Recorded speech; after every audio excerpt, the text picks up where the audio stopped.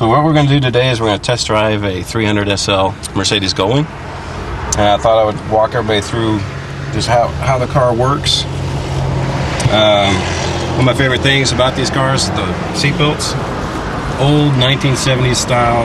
Of course, the car was built in the 50s, but I remember as a child having these type of seat belts on a plane, Boeing 707, old aircraft style. This car has 3 fuel pumps. So to start the car, you first have to prime the other fuel pumps with the first fuel pump. Alright, so here's your first fuel pump. We have to prime the other 2 fuel pumps. Here's our choke.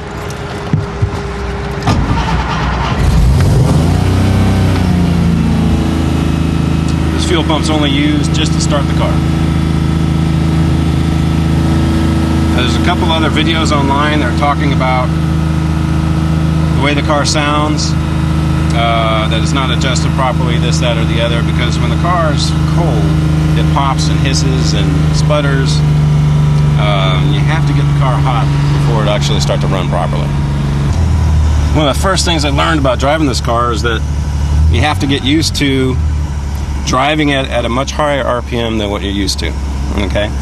Most American cars drive between 1,000 and 3,000 RPM. 3,000 RPM would be uncommon for people to drive at that speed, at that RPM. So this car, you don't even notice that it's a high performance car until you get over 4,500 RPM. So you want to try to drive it at really high RPMs, and the first time you do that, especially when you're used to driving, normal street cars, it makes you feel like you're about to break the car.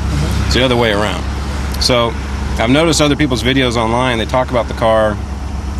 It's not, it's not a very fast car, it's not a very interesting car, and they drove it and were disappointed.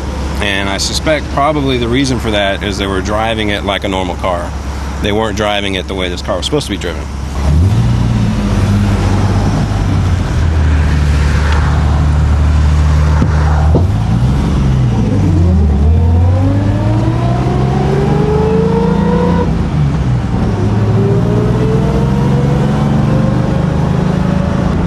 Now, the interesting thing about this car, there's only 1,400 of these cars ever made. They're made between 1954 and 1957. This is the very, very last one that was ever made, 1957. After this car, they switched to basically a roadster or a convertible version of the same car, and they improved some of the squirrely things that are wrong with this car. This car is notorious for having a very loose rear end. Okay, what happens is if you're going around a curve and you're not paying attention, or you give it a little too much gas or a little less gas, it's very, very touchy. The back end will swap and spin out on you. Okay. Not cool when you're going 100 miles an hour. No. They nicknamed this car the Widowmaker because of that reason. It killed a lot of people. This particular car is my father's dream car. When he was a teenager, he had a friend, or a cousin actually, that with a kind of well-to-do father, bought the car, and they actually took it out one day, drove it all up and down the highways and whatnot as teenagers, and I think ever since then he always wanted one. When he got to a place in his life where he could afford one, we went out together looking for him. He found a couple that he liked. It was basically just a shell of a body, but we had a letter from Mercedes-Benz verifying that it was the very last car ever made, and basically just talk him into getting this car, because if you're going to restore it, you're going to have to do the same amount of work to either car, but when you're finished, you have the very last one ever made. I mean, it's a significant difference between that and any other normal one. It took about 5.5 years to restore it. It is significant.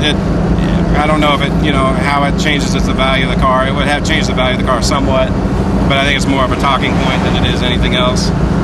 People are afraid to drive them, so to speak.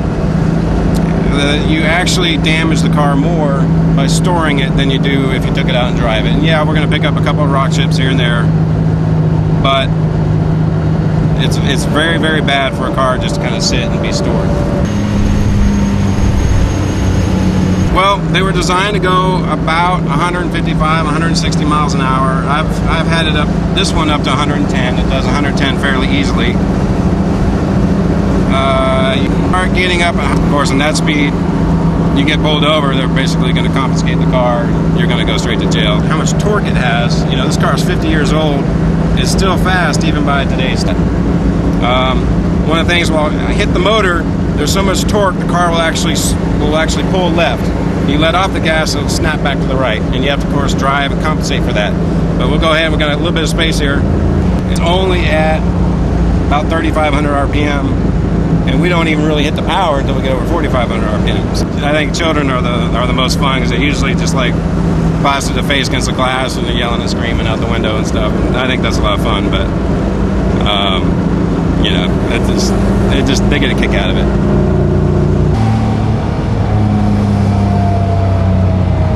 The first many times I drove the car, I get out of the car, and we had just finished the car like that day. Took it to a local car show just for fun. The guy pulls out right in front of us. We locked up all 4 tires, smoke coming off the tires. I think I embedded my fingernails in the dash, said a few choice words. I mean, we looked at each other like, it's done, and it's only been done a few hours, and here we are, and we almost just destroyed the car. I mean, it was that close. We can go, we'll take it up here to about 100, and then you'll see how smooth it, there, just feel torque to the left. All right, there we go. So that's 100 miles an hour, and it's surprisingly smooth.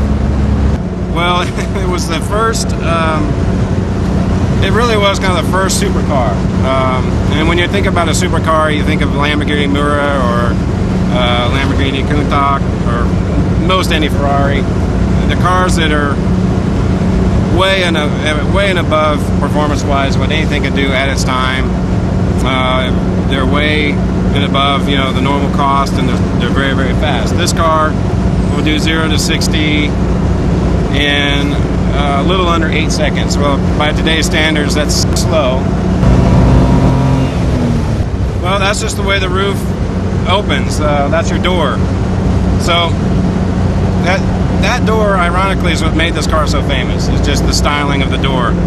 And some people think that was done on purpose to make the car look cool or whatever.